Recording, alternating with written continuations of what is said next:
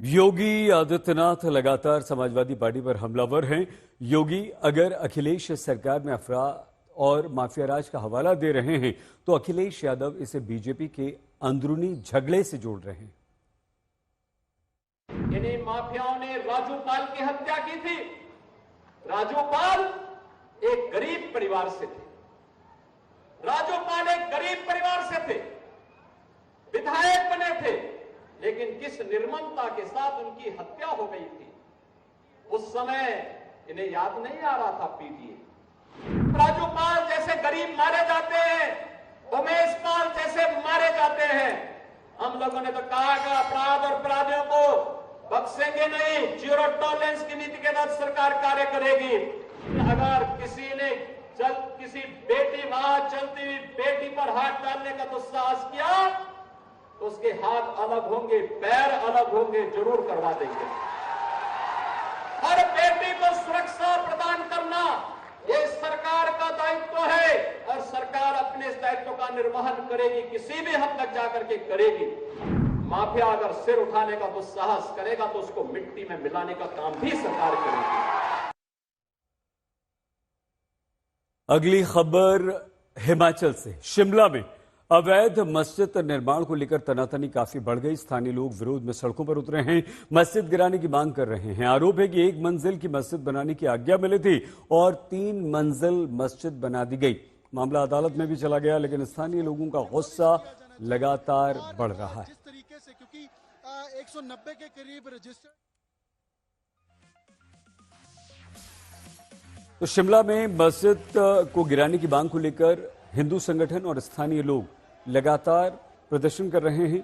सैकड़ों की संख्या में ये लोग सड़कों पर उतरे हैं और इस अवैध निर्माण को गिराने की, जो कि मस्जिद के रूप में है, उसकी मांग कर रहे हैं।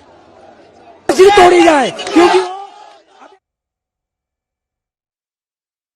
प्रदेश में सभी नागरिक एक समान है। प्रदेश में सभी का धर्मों का सम्मान है और मैं ये कह सकता हूं कि जो भी कानून व्यवस्था को अपने हाथ में लेगा, हमारी सरकार कड़ाई से उसका पालन करेगी। कानून व्यवस्था को हाथ में लेने का किसी के पास कोई अधिकार नहीं है। क्या कारण रहे हैं कि क्यों ऐसी बात फैल रही है, इस पर हमने गहनता से विचार विमर्श किया। कल शहरी विकास मंत्री ने भी इस पर अपना बयान दिया है और किसी भी प्रकार की कोई भी ऐसी वारदात को हिमाचल प्रदेश में नहीं होने दिया जाएगा। आइए सीधे अमन भारद्वाज हमारे संवाददाता के पास आपको शिमला लिए चलते हैं। अमन हमारे साथ जुड़ चुके हैं। अमन, इस समय स्थिति क्या है? देखिए, प्रदर्शन हुआ था। प्रदर्शन के बाद स्थिति नियंत्रण में है। 2 दिन का अल्टीमेटम जो हिंदू संगठन प्रदर्शन कर रहे हैं उनकी ओर से सरकार को दिया गया है कि मस्जिद को डिमोलिश किया जाए। लेकिन दूसरी तस्वीर बेहद, अब देखिए, सही खास है, क्योंकि जहां मस्जिद है मैं उस जगह मौजूद हूं। यहां पर रहने वाले लोगों ने अपने घरों के बाहर या तो कुंडी लगाई हुई है या ताले लगाए हुए हैं और यहां पर भी इसी तनाव यहां पर भी है कि कोई ऐसी स्थिति ना हो जिस कारण कोई विवाद बढ़े या एक सहम इस माहौल में जरूर है जहां पर ये मस्जिद मौजूद है। और मेरे बिल्कुल ठीक साथ ये मस्जिद है जिसका दरवाजा आप देख रहे हैं कि इसको भी अभी फिलहाल के लिए बंद किया गया। और जो यहाँ पर मौलवी हैं पिछले 22 साल से, शहजाद इमाम इनका नाम है। शहजाद जी, आपके नजरिए से क्या है ये पूरा विवाद है क्या, और इलीगल कंस्ट्रक्शन क्या है? क्या ये जमीन हिमाचल सरकार की है? पूरे इस विवाद पर आप क्या कहेंगे? आपका क्या कहना है? जो ये जमीन है असल में ये तो वक्फ बोर्ड की ही जमीन है। ये मस्जिद पुरानी है, 1947 से पहले की मस्जिद है, क्योंकि इसकी जब इसको डेमोलाइज किया गया मस्जिद को मसलन, तो उसके बाद बहुत मोटी मोटी दीवारें थी इसकी। जितनी जगह थी मस्जिद की उतनी में ही मस्जिद बनी है। इसके ये नहीं कि इसके आगे पीछे गए हैं, जितने में पहले मस्जिद थी उतने में ही बनी। पर जो मंत्री कह रहे हैं, अनिरुद्ध सिंह ने कहा कि जो इसका 4था फ्लोर है वो 2015-16 में जैसे कंस्ट्रक्ट हुआ, तो क्या कब उसकी कंस्ट्रक्शन हुई, तो क्या वो इलीगल, आपको नहीं लगता इलीगल है? वो है इलीगल या नहीं है?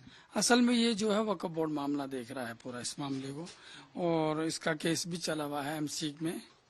तो उसको वक्फ बोर्ड जो है अपने तरीके से देख रहा है, जिस तरीके से भी वो होगा, जो कोर्ट का मैटर फैसला आएगा हम सबको मान्य होगा। ये फ्लोर कब बना है, सबसे आखिर वाला फ्लोर कब बना है? मेरे ध्यान में 2015 में, हाँ जी शायद। जो एक और टिप्पणियां की गई, जो कहा गया, इल्जाम कहे गए आपके ऊपर कि यहाँ पर 190 की पहले गिनती थी लेकिन अब 1900 हो गई है, लव जिहाद के केस हैं, लव जिहाद हो रहा है, चोरियां हो रही हैं, छोटा छोटा क्राइम है, तो क्या आपको लगता है ये चीजें हैं यहाँ पर?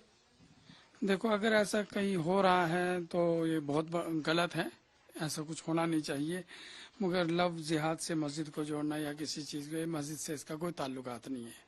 ये हिमाचल प्रदेश जो हमारा राज्य है, मैं वैसे कोटखाई गांव सलियाना से बिलोंग करता हूँ। मैं स्थायी निवासी हूँ। हाँ, हम पुश्तैनी ही है, हमारे दादा परदादा सब हिमाचल प्रदेश से ही हैं और जिम्मेदार लोग हैं और सब अपनी खेती बाड़ी करते हैं। हमारे खुद के खेती बाड़ी है जी, ऐसा कुछ नहीं है। तो ये विवाद शुरू कैसे हुआ, कैसे शुरू, इतना विवाद बढ़ कैसे गया, शुरू कैसे हुआ? जो सुनने में आया कि यहाँ पर नीचे एक मलियाना गांव पड़ता है साथ में ही, वहाँ झगड़ा हुआ तो कुछ युवकों ने जो है, शरारती युवकों ने जो है, शरारती युवक मुस्लिम समुदाय, हाँ, जो मुस्लिम समुदाय के जो हैं, उन्होंने, जो हमारे एक हिंदू भाई थे, उनको सर पे जो है काफी चोट लगी कि लगभग 14 टांके लगे हैं। मगर ये बहुत गलत है, प्रशासन को इसके ऊपर सख्त से सख्त कार्रवाई करनी चाहिए और कार्रवाई भी हो गई है, वैसे FIR वगैरह हो गई है।